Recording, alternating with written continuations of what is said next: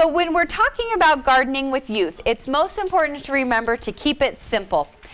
It's not going to look like Pinterest or Better Homes and Gardens, and that's okay. Kids have a lot of fun doing their own thing and being creative, so it's important to encourage that. And it's important to keep it light and easygoing. I sometimes get a little hung up because this is what it's supposed to look like, and A is supposed to match with A and B with B. But when you're working with kids, you got to let a lot of that go and just have a good time. It's also important to keep your time frame short and things simple because kids have a short attention span and they have little fingers, and sometimes it's hard for them to do tasks. So some things that you can do to make it easy and simple for youth to participate in your garden is watering is a great way for them to help, although I learned the hard way, don't turn them loose with the hose. We had a flooded fairy garden this year. But a great way is to use a half-gallon milk jug and you poke holes in the lid, and it can be used as a watering can, and not nearly as much water comes out, and it's easy for kids to use and has a good handle for them to pack around, and it makes it really nice for watering in the garden.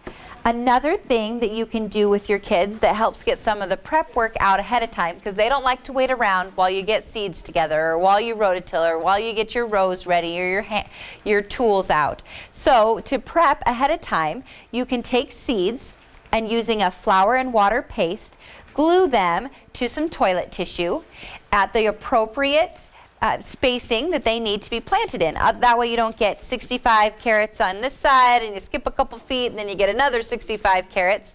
You can space them out appropriately.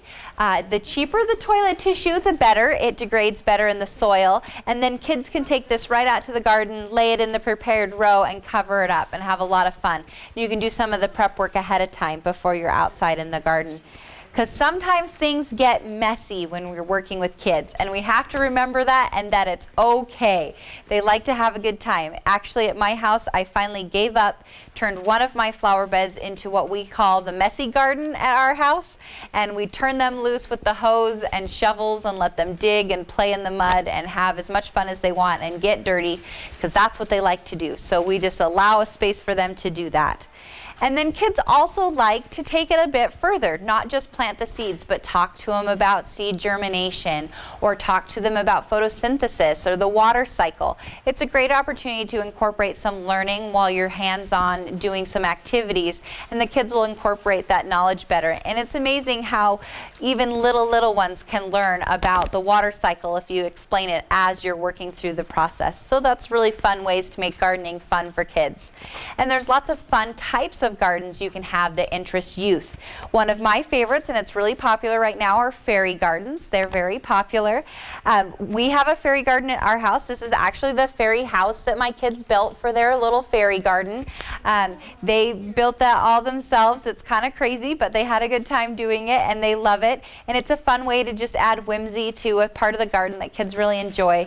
We got these lights at the dollar store, and we put the battery in a Ziploc bag and hide it under a shell and put it in the fairy garden and turn the lights on at night, and the kids really like to do that. So it's an inexpensive way to add some whimsy. And then of course fairy gardens are very popular right now, so you can purchase all sorts of fun little accessories and things like that to put in your fairy gardens, and kids really enjoy playing with those and moving the parts around. We've started changing ours seasonally, so now it has pumpkins in it and little scarecrow figurines we found and stuff so they can make it fall-y.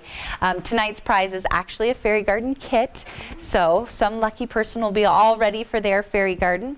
But it's a fun way to incorporate some fun activities for kids into your garden. You can do it in a flower bed, in a barrel designated just for a fairy garden, or just a corner of your garden or your yard. So they're really fun to include. Kids also like to engage their senses when they're outside in the garden, so a touch garden can be really fun. This very sad looking lamb's ear, keep in mind it was harvested yesterday and drove all the way from Salmon, so it's looking a little tired. But this lamb's ear is really soft and fun for the kids. It grows like a weed. It does really well without a lot of attention, and it's something fun you can incorporate in the garden. And I'm actually going to give this away tonight too. With a little water, it'll perk right up in a few days. It's just tired of traveling right now. And trust me, you can't kill this stuff, so it's all right. It'll be fine.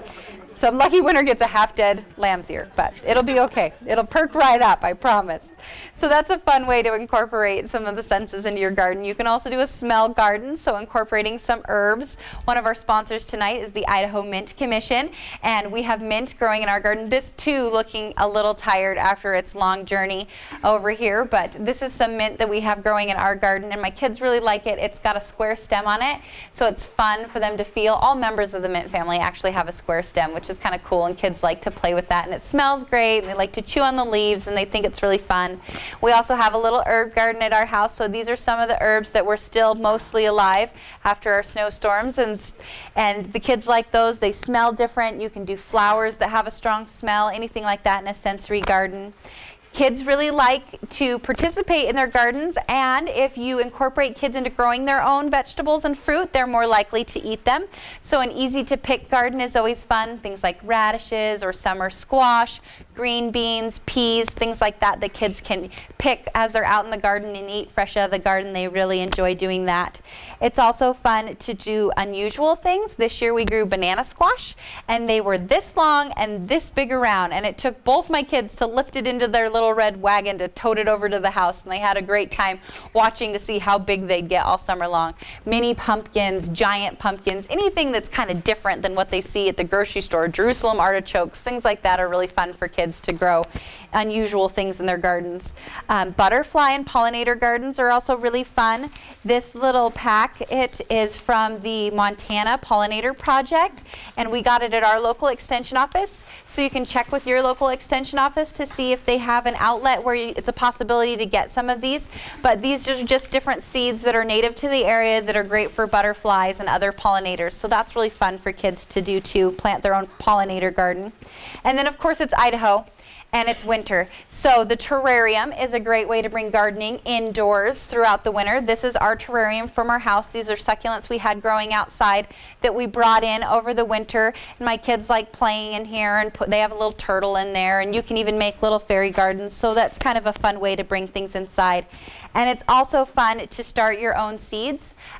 You can do that with your kids, and an egg carton is a really great way to do that. You can put a little potting soil in here and a seed in each one, and let them sprout in a warm place. I like on top of my refrigerator, works well, it's out of the way and warm. But you can start your own seeds and then take them outside, and you can just cut the egg carton and plant it right inside the egg carton. So it's really fun and easy for kids to do. So that's a fun way to bring gardening inside. And because our sponsor is the Idaho Mint Commission, I wanted to give you guys just a few tips on growing mint in your garden.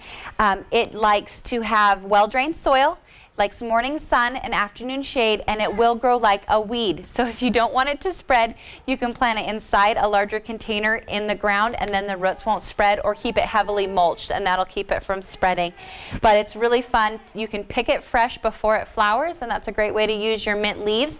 I also love it when it flowers. It has a beautiful purple blossom, and it makes a great fresh arrangement and smells fabulous in your house.